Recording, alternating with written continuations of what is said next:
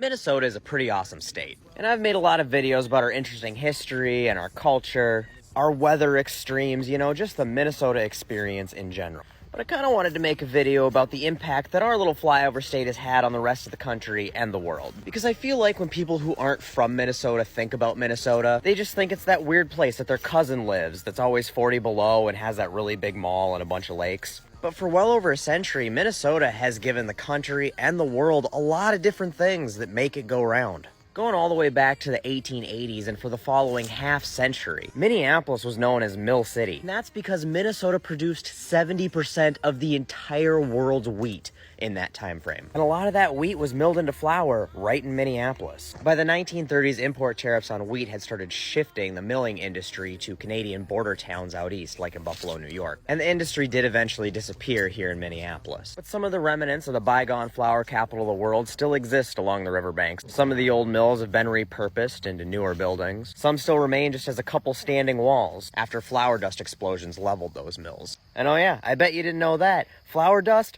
very explosive, was actually a pretty common problem back in the day. These mills would just blow up like meth labs. And there's even the Mill City Museum, which is an old mill that's been repurposed into a museum, and it's a cool vibe and a cool place to go check out this piece of Minneapolis history if you ever get the chance. But hey, we didn't peak in high school. I got more to talk about. About the same time Minnesota was making sure that everybody in the world could bake their cookies, we were also making sure that they could build, well, everything. Minnesota started mining iron ore in 1884 and expanded to 3 separate iron ranges in the state by 1911. And these mining jobs are actually one of the biggest reasons that all those big burly Scandinavians immigrated to Minnesota in the first place. These iron ore mines made Minnesota the largest producer of iron ore in the entire country. And that means the iron that made the guns and the machines that were used to fight the Nazis and the Japanese in World War II, the majority of it was pulled out of the ground right here in Minnesota. In fact, the war effort consumed so much that by the end of it, there was almost no high-grade iron ore left in the ground in this state. But that didn't stop us, and we just came up with a way to economically process low-grade iron ore called taconite, which has allowed Minnesota to keep its throne as the country's largest iron ore producer to this day. So there's a good chance that the steel in your life, from your car to your cookware, started life right here in the Iron Range of Minnesota. Also a good chance your Thanksgiving turkey comes from Minnesota, as we produce the most of those, the most sweet corn, the most green peas, and the most sugar beets. So if you're eating something sweet, there's a good chance the sugar was grown right here too. And our biggest industry by GDP is advanced manufacturing. If it's high tech, there's a solid chance that it was manufactured right here in Minnesota. Minnesota is also home to 18 Fortune 500 companies, covering almost every industry you can think of, from healthcare to banking, retail to food, manufacturing to